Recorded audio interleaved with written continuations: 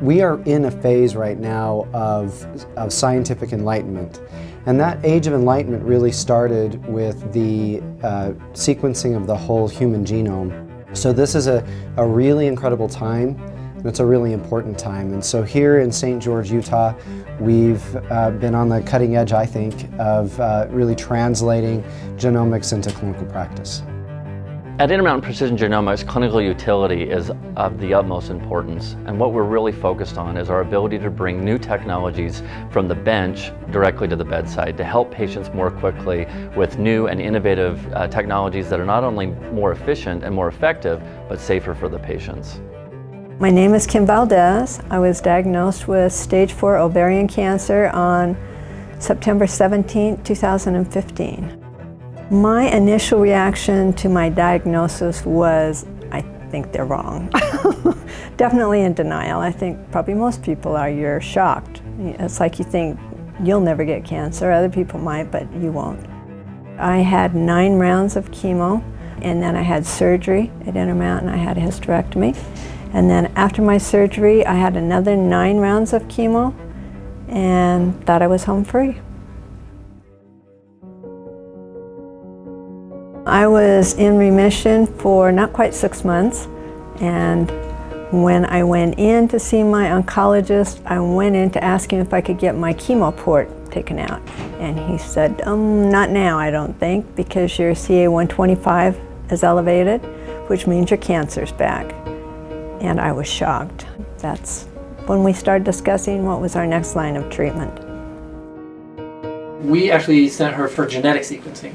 And during her evaluation, it had come to light that she had what we call Lynch syndrome, which means that she has a mutation that she inherited from one of her parents in a particular gene called MSH6.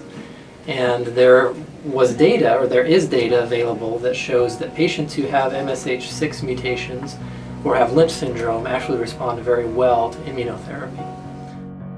The marriage of precision genomics and immuno-oncology together it offers the promise of being able to help more patients live longer lives. From checkpoint inhibitors like PD-L1 and PD-1 inhibitors, from cancer vaccines to oncolytic viruses and to adoptive cell therapy.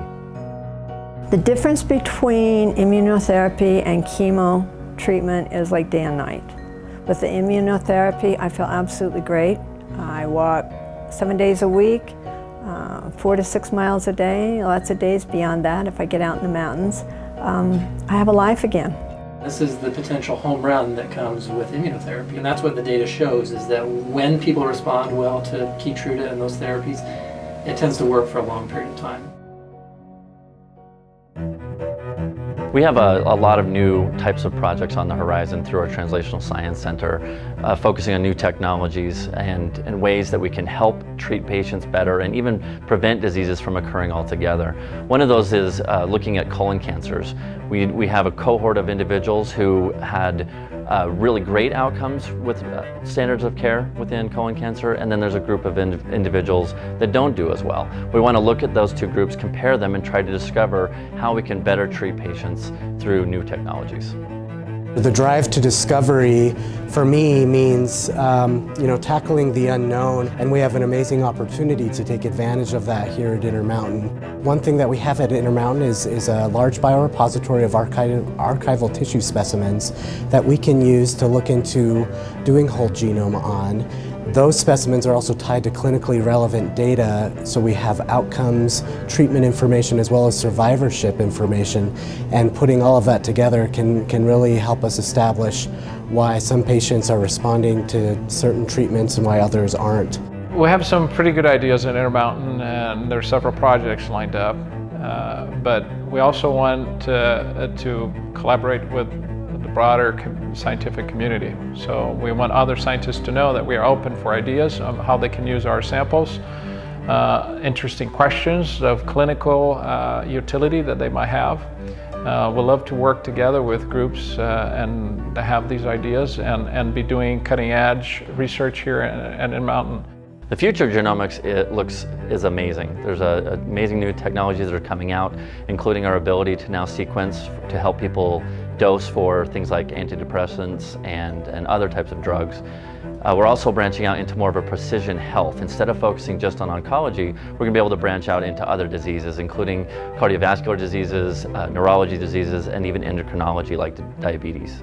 My hope for myself and everyone is that they can continue finding these new precision therapies where it's tailored for that individual based on their genetic testing, and I'm hoping that that will become the first line of treatment.